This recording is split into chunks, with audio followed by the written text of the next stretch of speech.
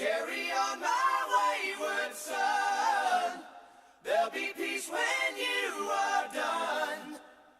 Lay your weary head to rest. Don't you cry no more. Welcome to a new episode of Action Video Game Talk. I'm your host, Scott Action Jackson.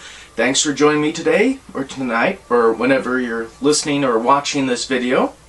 Once again, I'll have a whole bunch of news articles to go through, and then I'll give you my opinions on them. So, let's just jump right into it. The long wait is over, Pokemon trainers.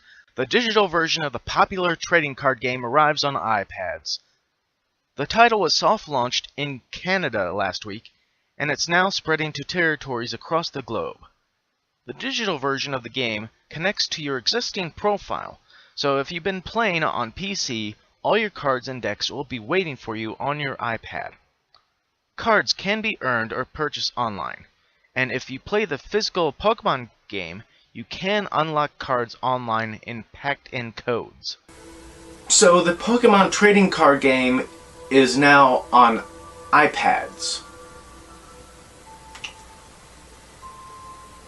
Isn't this on iPhones or Android? Why is this only on iPads? I mean, there are more customers they could get by doing that.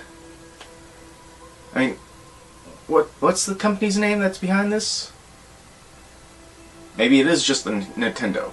So if it's Nintendo, they should be looking into those other markets instead of just iPads. You can get the supersized Pumpkaboo free with your copy of Pokemon X and Y now through October 31st just by signing in. Once you've got your game loaded up, select Mr. Gift from the main menu, then Receive Gift, connect to the internet, and you'll get the special Pumpkaboo. It comes with trick-or-treat and scary face moves, along with a rocky helmet to deal damage to attackers. So it seems Nintendo is giving away another Pokemon with their mystery gift that you can go to with their, I think, online connection or Wi-Fi connection. This time it's a bit of a Halloween themed one called Pumpkaboo. I think that's what it's called. Pumpkaboo. Pumpkaboo. Yeah. Pumpkaboo. But yeah, it's a little more Halloween themed this time around. It's supposed to be a supersized one. And from what I've read online, it's like, oh, it's still super cute. Are you sure about that? But of course, Nintendo and the Pokemon Company have been doing this for a while now, and they'll probably keep doing it for a long while, you know, giving out free Pokemon with their mystery gift. Especially once the Sapphire and Ruby remake comes out, they'll probably still doing it, but they'll probably find some way to do it with that game instead of just the X and Y. A number of college and university students will soon be able to play Nintendo Super Smash Bros. On campus. Nintendo announced that the multi-character brawler will be going on tour to college campuses around the country, pitting different schools against each other to determine which is the best. Super Smash Bros. Matches will precede football games, and Nintendo hopes that the rivalries between schools will stir up competition that can only be solved by way of several classic Nintendo characters beating each other senselessly. While fans play, Nintendo will track the winners, grading the scores to determine which school is the dominant Smash Bros. Competitor. Fans from rival schools will play primarily on the Wii U version, while the 3DS version will be available for friends to compete in smaller circles. The tour will start on October 4th and will run through November 29th. Here's the list of dates and locations. October 4th, LSU at Auburn. October 11th, Penn State at Michigan. October 18th, Georgia versus Arkansas. October 25th, Alabama at Tennessee. November 1st, Florida versus Georgia. November 8th, Alabama at LSU. November 15th, Florida State at Miami. November 22nd, Louisville at Notre Dame. November 29th, Michigan at Ohio State. On the previous episode, I did bring up the whole Super Smash Bros. Is doing an some kind of national tour as far as a tournament with the 3DS version of the game. Well, this is a Tailgate tour where they're taking the Wii U version and taking it to colleges and having them face off, and possibly even doing some usual college rivalries too. And it does also say, you know, you can go and bring along your 3DS version to play with friends too. Now, there's some talks and rumors about the Wii U version coming out on November 21st. One of these dates is November 22nd. So if that is the real date, it does give some people an advantage, or maybe disadvantage because it'd just be a day later. A new Godzilla game is heading to Japanese PlayStation 3 this year. You can check out the trailer for the game, which is planned for release in Japan December. It features familiar Godzilla foes as well as plenty of city destruction, care of the giant lizard with a distinct roar. So it seems Japan is getting a Godzilla game for the PlayStation 3. So far, it's only there. That doesn't mean it couldn't come over here to the US. Of course it could. And they do have a little trailer up that I'm sure everyone can go and find. Of course, it'd be easier if you probably understood Japanese and can translate it. But the trailer itself did show, you know, Godzilla going around and destroying cities and stuff like that. Then a few of the monsters he's known to battle show up and he starts battling them. And I think when they showed this trailer, it did look like it was the old school style of Godzilla, but a few parts in the video did look like they were showing off the current American Godzilla. So there might be multiple versions of Godzilla in this game. Now at the very end, if I remember this character's name right, Jet Jaguar, he kind of just flew in and just landed right in front of the camera, and the trailer ended. So I don't know if it's going to be able to have like a co-op mode or if it's just going to be single player. We don't know that much info right now, so hopefully we'll learn some more soon. You've got 1 week to pick up September's PlayStation Plus games, so don't worry about the calendar saying October. If you've already burned through all 6 titles and are looking for something new though, the next slate has been announced. This month will bring 7 games, including the Drive Club trial we were promised way back at the PlayStation 4 launch. On PlayStation 4, you can grab that along with Dust, An Elysian Tale, and Spelunky, also cross-buy. On PlayStation 3, owners get Batman Arkham Asylum and Dungeons & Dragons Chronicles of Mysteria. On Vita, you can pick up Pix the Cat, also cross-buy on PlayStation 4, and Rainbow Moon, netting you the PlayStation 3 version too.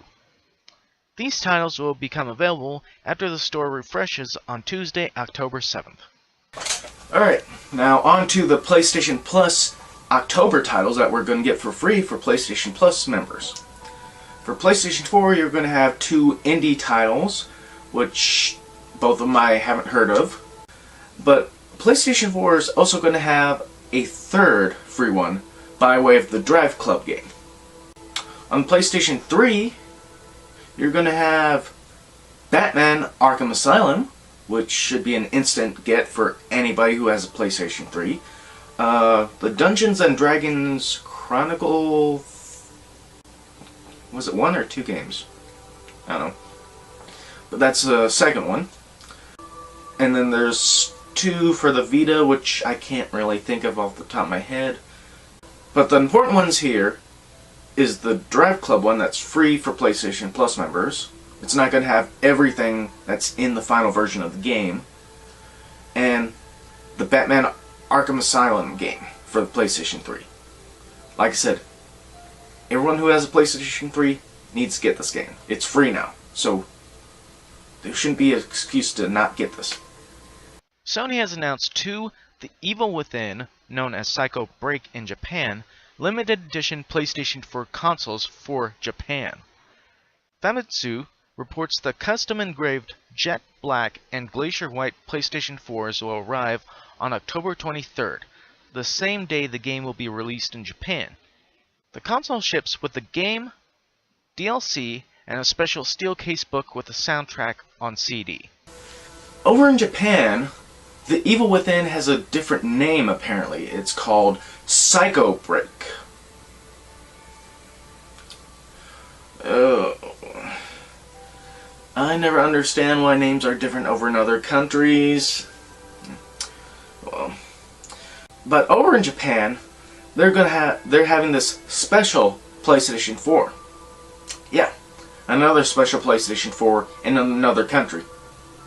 Don't worry, this is just like that Frozen one that I talked about a while back. You know, where it's just the upper part of the PlayStation 4, just a little bit of decal. That's all it is. Nothing spectacular, just a little, looks like a decal added to it. You might already have Minecraft on your PC, Xbox 360, PlayStation 3, PlayStation 4, mobile phone, GPS device, or microwave. But if you want to add a Minecraft box to your shelf of Xbox One titles, then you'll have to wait a little longer for the release.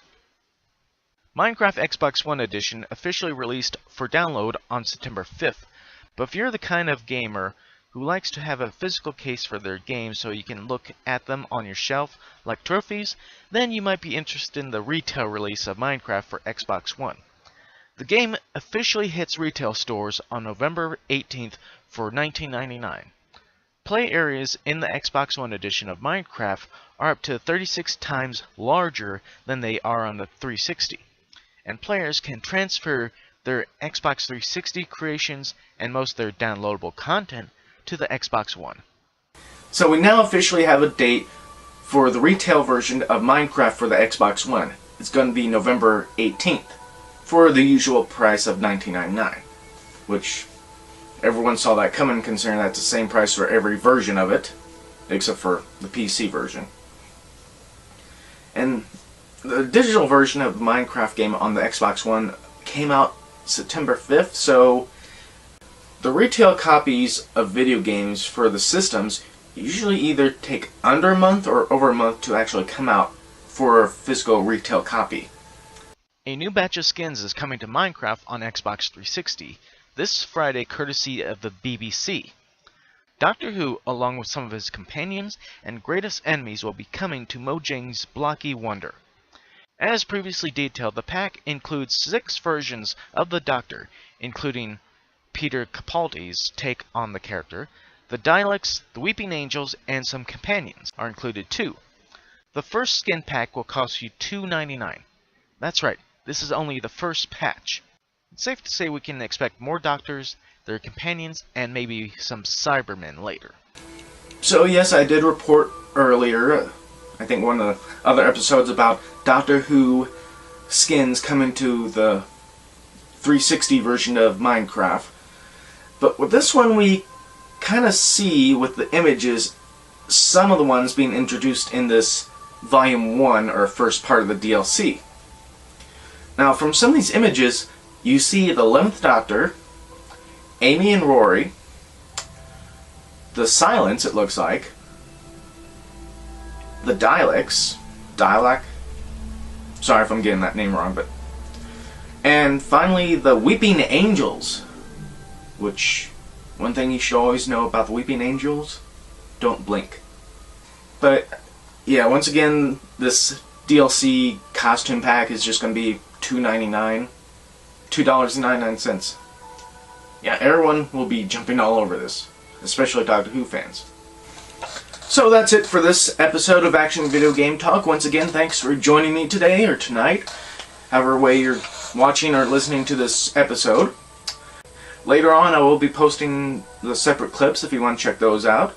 I will also be posting the Facebook page down below if you want to check that out. Go over there and hit a like and follow us. Follow me, sorry. Also, if you want to, go and subscribe to this channel so you can follow whatever videos and clips are going to be posted later on. So until next time, bye.